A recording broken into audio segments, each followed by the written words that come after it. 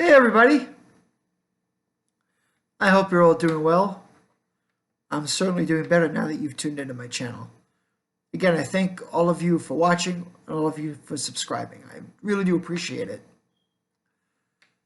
And a person I like to watch on TV when I get the chance is one of America's original sweethearts from the 1970s and 80s, Valerie Bertinelli.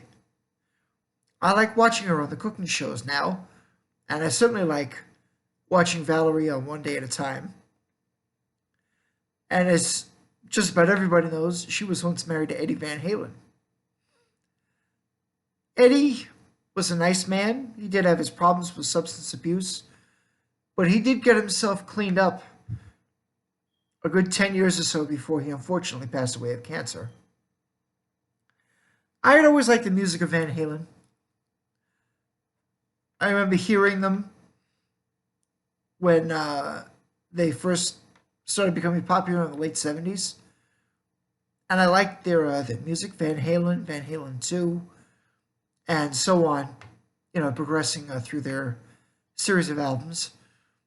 The first big concert I had ever attended was thanks to my Uncle Norm and Aunt Cara out here.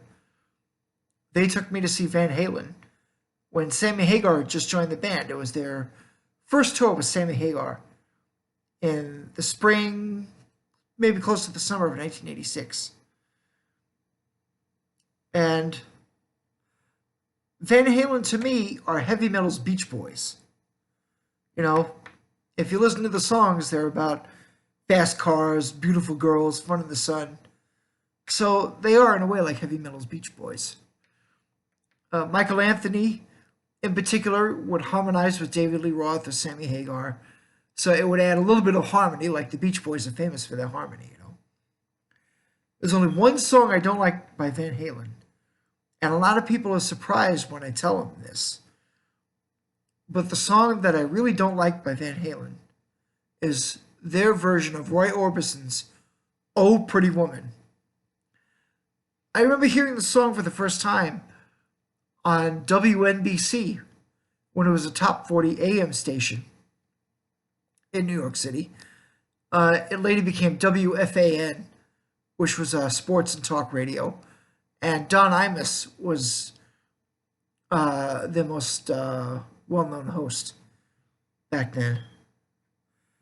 But I remember hearing "Oh Pretty Woman" by Van Halen. It starts off as an instrumental.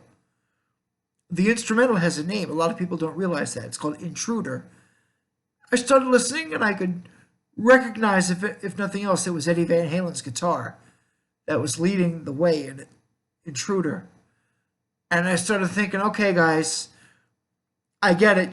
This is an interesting instrumental, but it's time to shift gears. Let's hear what else you can do. And then Eddie started playing the riff from "Oh Pretty Woman." And like my grandpa Jonathan used to say, if it ain't broke, don't fix it. Why they chose to cover "Oh Pretty Woman" by Roy Orbison is beyond me. But one of the things you don't touch, you never ever touch, with rare exception, is a Roy Orbison song. His songs were masterpieces as they were. Did you know that Elvis's favorite singing voice was the voice of Roy Orbison? I remember hearing "Oh Pretty Woman" on the oldies station when I was very little, and I loved the song. And I still do. But Van Halen's version of it is terrible. Don't mess with perfection. I mean, Bonnie Raitt did "Anything You Want." All right, that's one thing. She actually did a pretty good job on it. But she's the only one who I've heard who has covered a Roy Orbison song and did a good job on it. But the worst one has to be Van Halen's "Oh Pretty Woman." What made it even worse for me is that I remember the song making it way up into the top 20. I don't know if it made it up into the top 10, but I remember hearing it way up in the top 20 on Casey Kasem's Top 40 Countdown. And you know why that is? Because Van Halen is Van Halen.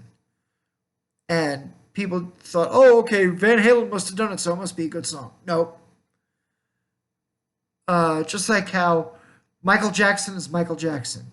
Stevie Wonder might be Stevie Wonder. Bruce Springsteen might be Bruce Springsteen. Well, Van Halen is Van Halen, so everything they do must be good. No. Everyone is entitled to one stinker. And I don't know, I just can't listen. I can't take it in. When I hear Van Halen's Oh Pretty Woman, I change the station on the radio. Because it's just no good. I'm sorry, it isn't. Not after you hear the original by Roy Orbison. You know, what I'm saying is one person's opinion, but with all the people in the United States of America and beyond, I know I can't be alone in thinking this. Well, if you like the song, then that's good for you. It's just not good for me. All right, be good. We'll see you next time.